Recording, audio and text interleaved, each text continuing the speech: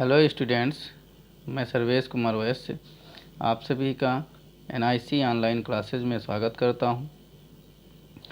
Last video में आपने parts of sentence के अंतर्गत सब्जेक्ट के भागों को देखा, उनको पढ़ा। अब हम पार्ट्स ऑफ प्रेडिकेट देखेंगे, जो कि सेंटेंस का दूसरा भाग है। पहले भाग के अंतर्गत सब्जेक्ट के भाग देखे गए। अब दूसरे भाग के अंतर्गत हम प्रेडिकेट के भाग देखेंगे, जो कि ये प्रेडिकेट दिया हुआ है। प्रेडिकेट को क्या कहते हैं? विधेय कहते हैं। इसके भागों को हम ध्यान से देखेंगे। वैसे यहाँ पर आप देख लें चार्ट के माध्यम से, सेंटेंस के दो भाग बताए गए, सब्जेक्ट व प्रेडिकेट। सब्जेक्ट के भाग को आप देख चुके हैं। अब यहाँ पर हमें ऑब्जेक्ट प्रेडिकेट के पार्ट्स को देखना है। प्रेडिकेट के पार्ट हैं कौन कौन से? फर्स्ट नंबर पे वर्ब आया, दूसरा है ऑब्जेक्ट, फिर कॉम्प्लीमेंट। ऑब्जेक्ट के दो भाग होते हैं, वो कौन कौन से? एक डायरेक्ट ऑब्जेक्ट होता है, एक इनडायरेक्ट ऑब्जेक्ट होता है। डायरेक्ट ऑब्जेक्ट जो होता है उसे निर्जीव सब्जेक्ट कहते हैं, निर्जीव। और जो इनडायरेक्ट ऑब्जेक्ट होता है उसे सजीव कहते हैं। तो ये दो प्रकार के ऑब्जेक्ट होते हैं। तो इनको देखेंगे हम एग्जाम्पल्स के माध्यम से आगे। यहाँ पर हम 3-4 प्रकार से सेंटेंसेस को पढ़ते हुए देखेंगे, किस प्रकार से किस किस प्रकार के प्रेडिकेट्स प्रयोग किए जाते हैं, उनको हम देखेंगे ध्यान से। तो यहाँ पर देख रहे हैं कि study the predicate parts of each of the following sentences. ये हेडिंग के माध्यम से मतलब है प्रेडिकेट के पार्ट्स को हम फॉलोइंग सेंटेंसेज अर्थात जो आगे सेंटेंस दिए हुए हैं, एग्जाम्पल्स दिए हुए हैं, उनके माध्यम से अच्छी तरह से देखेंगे, उनका अध्ययन करेंगे। तो यहाँ पर हम देख रहे हैं कि फर्स्ट एग्जाम्पल दिया हुआ है, सी कुक्ड द फूड। यहाँ पर सी कुक्ड द फूड दिया हुआ है, अर्थात ये हमने बताया था कि वर्ब से पहले का जो भी भाग होता है, क्या होता है? वर्ब से पहले का जो भी भाग होता है वो टोटल सब्जेक्ट होता है, और वर्ब से लेकर के आगे का भाग प्रेडिकेट कहलाता है। तो यहाँ पर आप यदि देखें तो क्या है? कुक्ड द फूड, ये एक प्रेडिकेट है और इसमें 2 पार्ट हैं। एक तो आपका है वर्ब और एक है क्या है? ऑब्जेक्ट। एक वर्ब है और एक ऑब्जेक्ट है, और वो ऑब्जेक्ट है कैसा? डायरेक्ट ऑब्जेक्ट है, क्योंकि ये निर्जीव वस्तु है, और कुक्ड क्या है? वर्ब है। तो इस तरह से आपने क्या देखा, इसके 2 पार्ट्स हुए। प्रेडिकेट जो है कभी कभी केवल वर्ब भी होता है, आपने पिछले सेंटेंस में वो सब्जेक्ट पार्ट्स के अंतर्गत देखा भी था।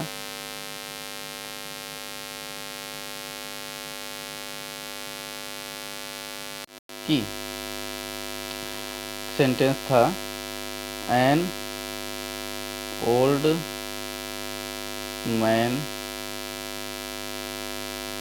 Living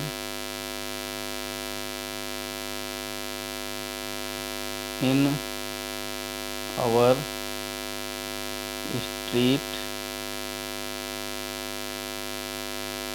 died. तो यहाँ पर आपने देखा कि डाइड क्या है? डाइड केवल एक प्रेडिकेट पार्ट है। तो इस तरह से देखा कि केवल वर्ब भी एक प्रेडिकेट हो सकती है, या आप और भी एग्जांपल्स देख सकते हैं, जैसे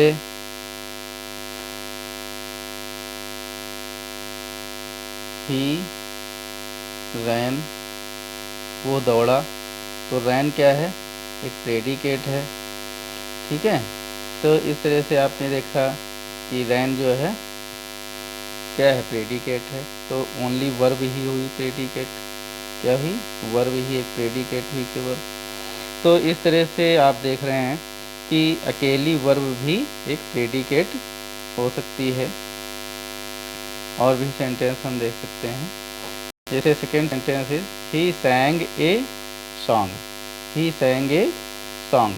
तो यहाँ पर क्या है, यहाँ पर सब्जेक्ट क्या है, ही है जो कि एक प्रोनाउन है, और सैंग ए सॉन्ग क्या है, ये पूरा एक प्रेडिकेट है।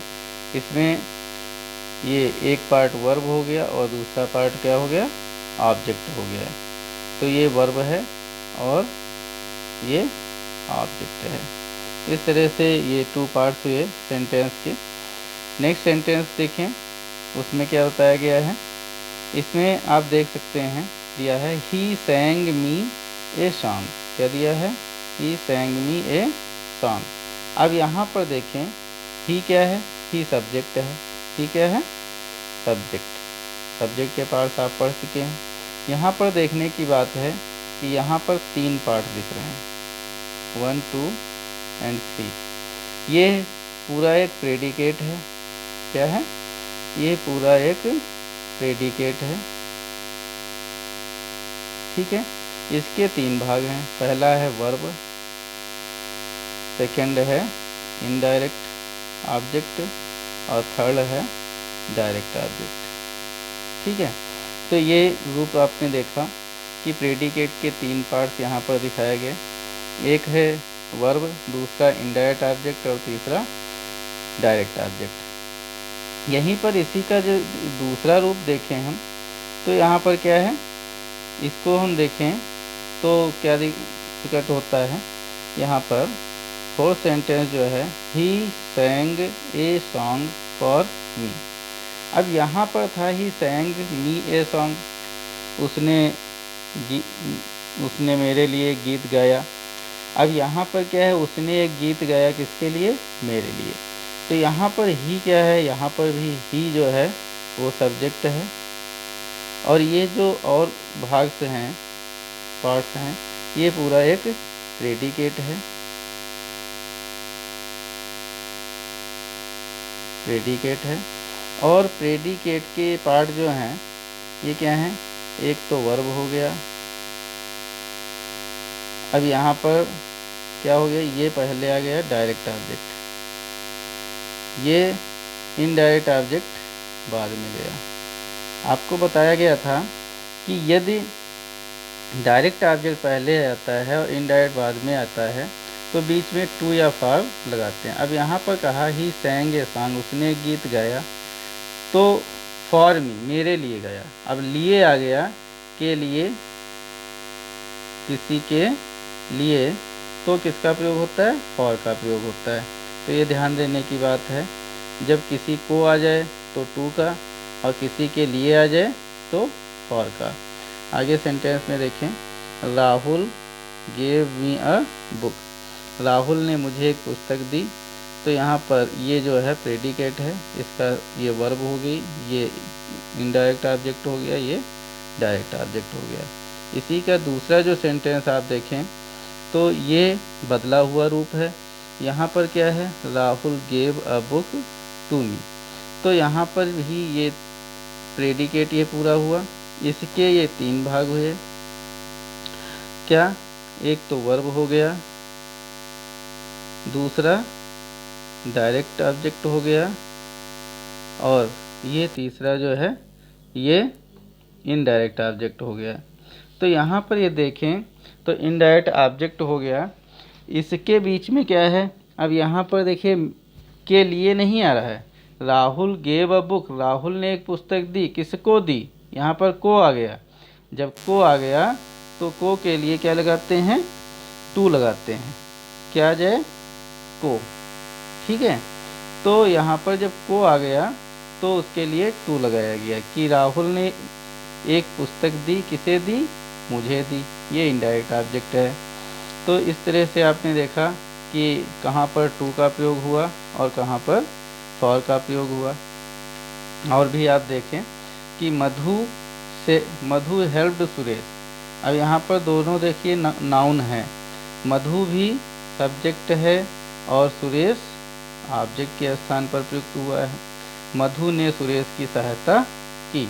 तो इस तरह से आपने देखा कि भिन्न भिन्न प्रकार से सब प्रेडिकेट्स के प्रयोग हुए हमें ये ध्यान देना है। देखिए यहाँ पर ये दिखाया गया है कि कुछ जो वर्ब्स हैं उनके बाद टू ही आता है। अब ये हमें ध्यान देने की बात है। ऐसी कौन कौन सी वर्ब्स हैं हम देख सकते हैं। जैसे दिया है लेंड, क्या है लेंड। लेंड क्या है, लेंड के साथ टू आता है। जैसे कोई सेंटेंस इसका ये देखें तो क्या है, ही लेंड मी ए बुक, ठीक है, या ही लेंड मी मनी। तो ये आपने देखा। लेकिन यहीं पर ये देखो he lend a book to me हो जाएगा। He send some money, he send some money to me, उसने मुझे कुछ धन भेजा। तो इस तरह से आपने देखा, या ही गेव मी, या ही।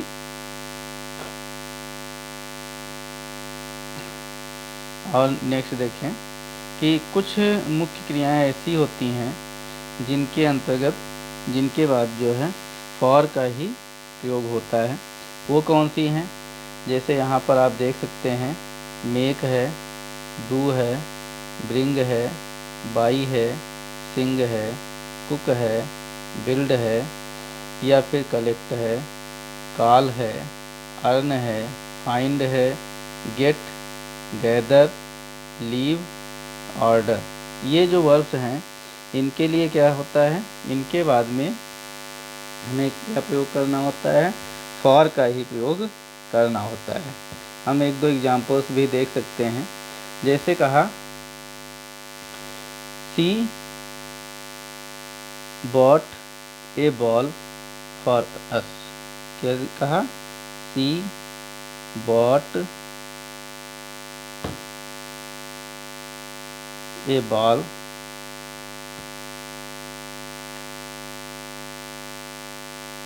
फॉर अस, उसने मेरे लिए एक बॉल खरीदी। तो हमारे लिए एक बॉल खरीदी। यहाँ पर आपने देखा कि बॉट के बाद क्या आया, फॉर का प्रयोग हुआ। इसी तरह से और भी देखें तो जैसे यहाँ पर लीव है, तो यहाँ पर लीव है, लीव में क्या होता है, आप देखेंगे कि जैसे दिया होता है ही, लीव की सेकेंड फॉर्म क्या होती है, left,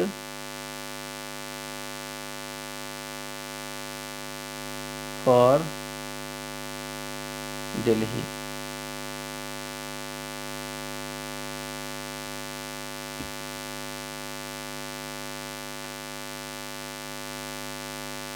left Sitapur for Delhi. तो यहाँ पर आपने देखा कि उसने सीतापुर को छोड़ दिया, किस लिए, फॉर दिल्ली, दिल्ली जाने के लिए, दिल्ली निकलने के लिए या दिल्ली जाने के लिए उसने सीतापुर छोड़ा। तो यहाँ पर आपने देखा कि यहाँ पर किसका प्रयोग हुआ, फॉर का प्रयोग हुआ। लीव वर्ब के बाद फॉर का प्रयोग हुआ, जैसा कि आपको बताया गया। या फिर जैसे कहा जाता है ही कार्ड, ठीक है, तो या ही अर्न, इस तरह से earn the money for me, ठीक है। तो इस तरह से आप देख रहे हैं कि यहाँ पर इन वर्ब्स के बाद फॉर का प्रयोग करते हैं। और हम देखेंगे इधर कि ये कुछ सेंटेंस के माध्यम से एग्जाम्पल्स दिए भी हैं, इनको भी हम देखते हैं। अभी आपने ए पार्ट पढ़ा था, अब हम बी पार्ट को पढ़ते हैं, कुछ एग्जाम्पल्स को पढ़ते हैं। वो आपने पढ़ा था कि कहाँ पर कैसे क्या प्रेडिकेट आता है। यहाँ पर हम देखेंगे कि आई इंजॉय टीचिंग, मैंने आनंद लिया किसका, टीचिंग का, पढ़ाने का। मैं आनंद लेता हूँ कहे का, पढ़ाने का आनंद लेता हूँ। ये आप देख रहे हैं। यहाँ पर क्या है, यहाँ पर जीरंड का प्रयोग हुआ है। देखिए ये प्रेडिकेट पार्ट है, प्रेडिकेट में एक तो वर्ब है, ठीक है, और दूसरा क्या है, दूसरा जीरंड है। आप पिछले वीडियो में भी पढ़ चुके हैं जीरंड क्या होता है, वर्ब प्लस आईएनजी फॉर्म होता है।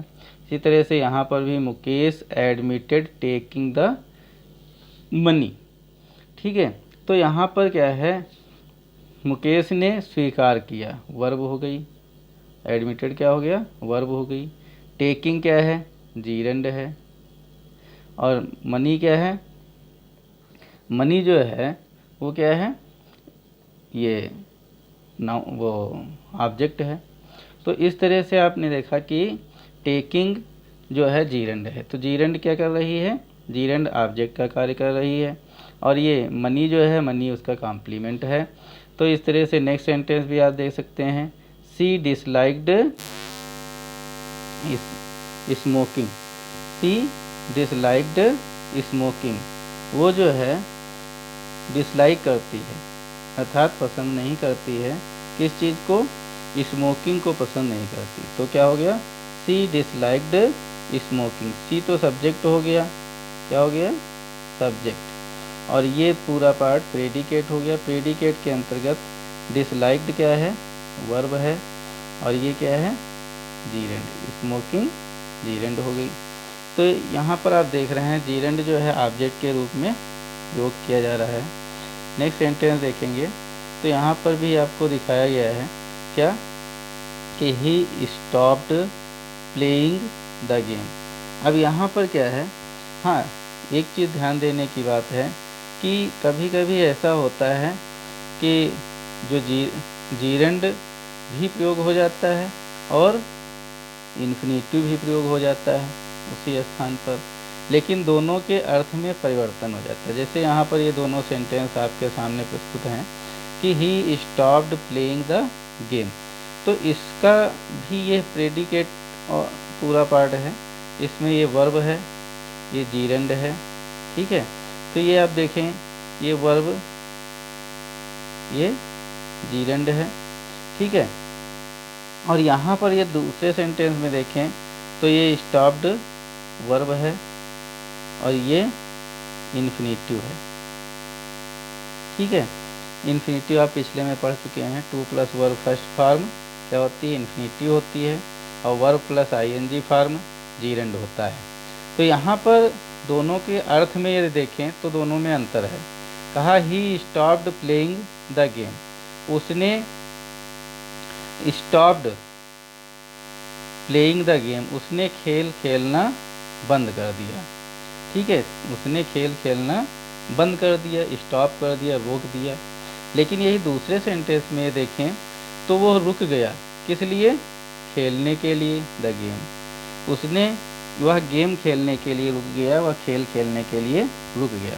तो दोनों का अर्थ जो है डिफरेंस हो गया, केवल इन्फिनिटी और जीरंड के प्रयोग के माध्यम से। अब यहाँ पर देखेंगे हम, यहाँ पर इन्फिनेटिव के प्रयोग हैं, we manage to put out the fire, क्या है, we managed to put out the fire. अब यहाँ पर देखें तो यहाँ पर ऑब्जेक्ट इन्फिनेटिव के रूप में प्रयोग हुआ है, इन्फिनेटिव के रूप में ऑब्जेक्ट का प्रयोग हुआ है। वी तो हो गया आपका सब्जेक्ट,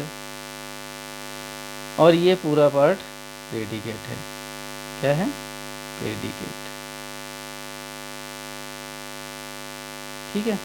यहाँ पर इनका दोनों का पार्ट, इसका क्या है, मैनेज्ड जो है वो वर्ब है, और ये टू पुट द फायर ये ऑब्जेक्ट है, किस रूप में, इन्फिनेटिव, ठीक है।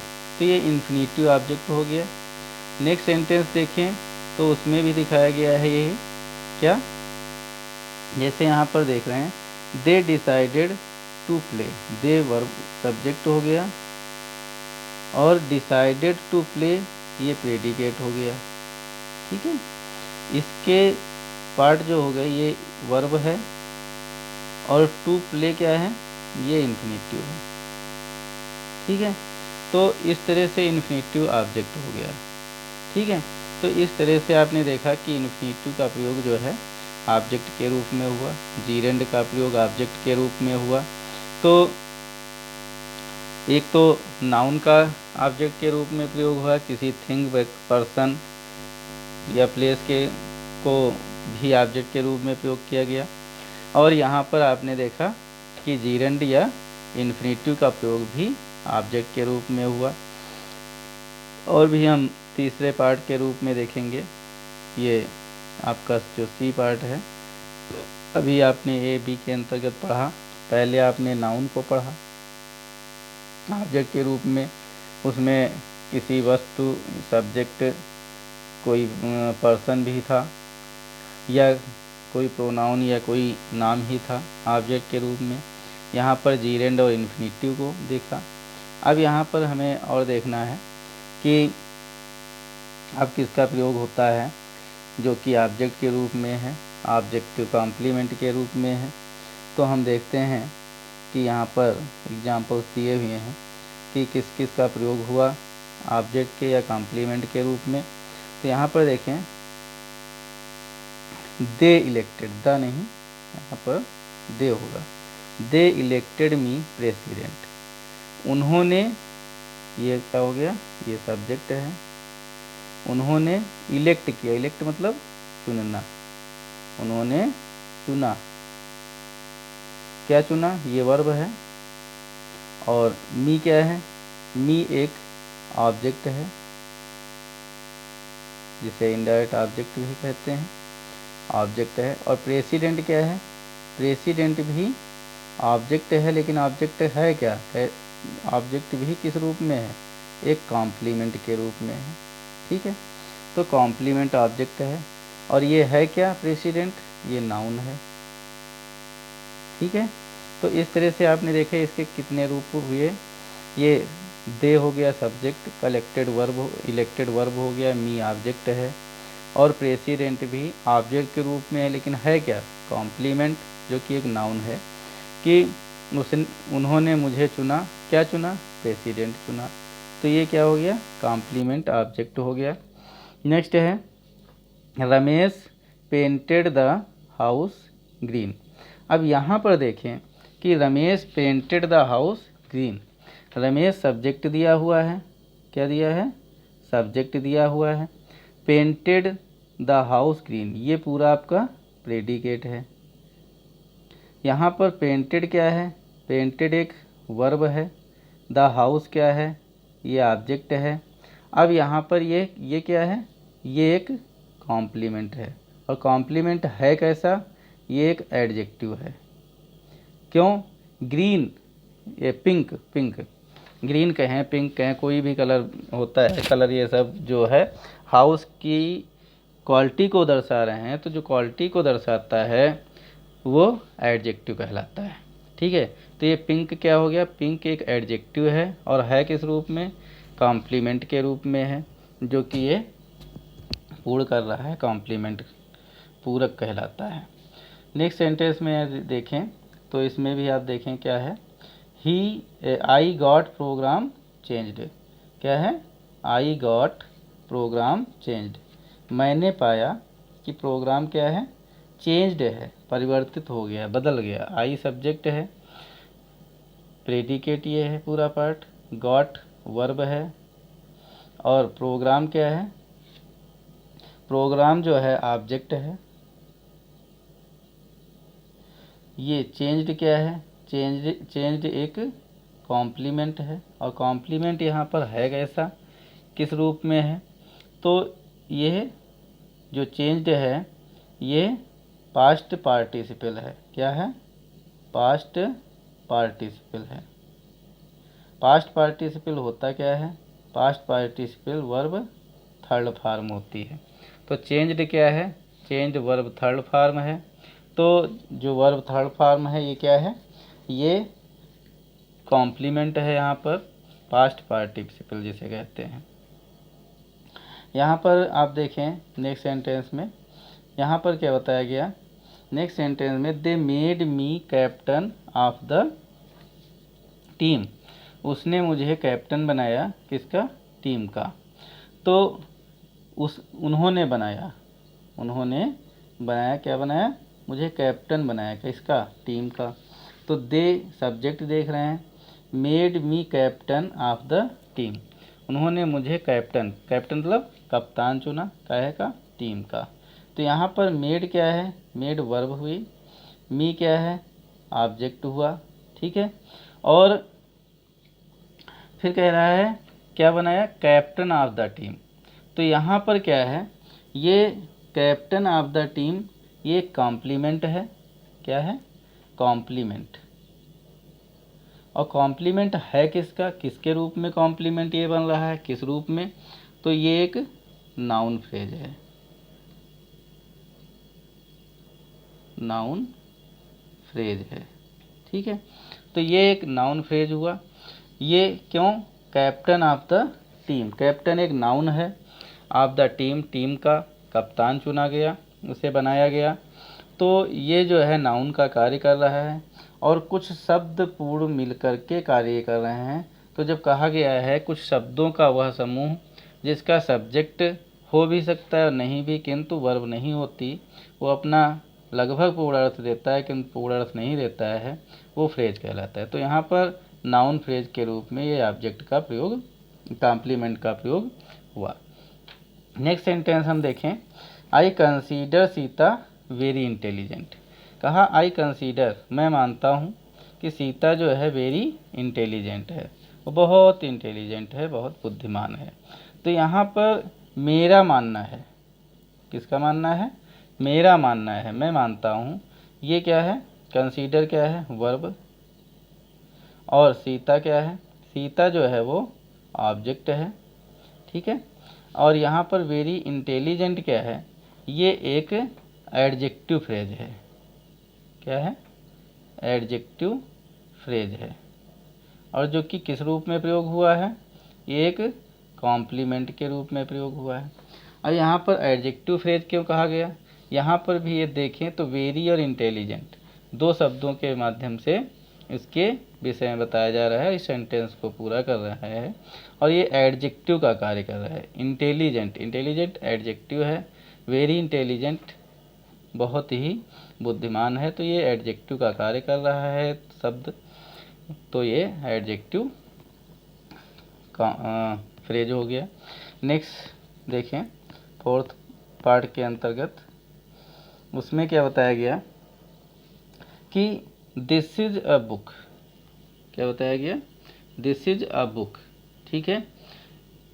तो इसमें आप देख सकते हैं कि दिस इज ए बुक, इसके पहले यदि आप थोड़ा सा और ध्यान दें तो ये ध्यान देने की बात है कि आप लोग क्या कभी कभी ये समझ लेते हैं कि इनडायरेक्ट ऑब्जेक्ट हो गया और डायरेक्ट ऑब्जेक्ट हो गया, ये आप समझ लेते हैं, लेकिन ये विशेष ध्यान देने की बात है कि ऑब्जेक्ट और कॉम्प्लीमेंट में अंतर क्या होता है, ये विशेष ध्यान देने की बात है। तो ये हमें ध्यान देना होगा कि ऑब्जेक्ट और कॉम्प्लीमेंट में अंतर क्या होता है। तो जैसे जब क्या होता है, जब ये समझने की बात है कि ऑब्जेक्ट जो होता है वो क्या होता है, यहाँ पर हम एग्जाम्पल के माध्यम से देख सकते हैं। जैसे दिया है, he gave Ram a book, ठीक है। और यहीं पर हम सेकेंड सेंटेंस को देखते हैं, उसको भी हम लिखते हैं, the teacher made Ram captain. तो यहाँ पर देखें, दोनों में डिफरेंस देखें कि यहाँ पर क्या है, ए बुक और राम में एक ये अंतर है कि राम एक व्यक्ति है और ए बुक जो है वो एक वस्तु है, क्या है, वस्तु है, और राम एक व्यक्ति है। तो इस तरह से जो ये हुआ, व्यक्ति और वस्तु दोनों में अंतर है, डिफरेंस है।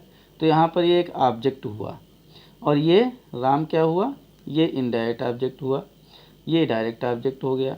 लेकिन यहीं पर दूसरा सेंटेंस देखें तो यहाँ पर राम और कैप्टन दोनों एक ही व्यक्ति हैं। क्या है?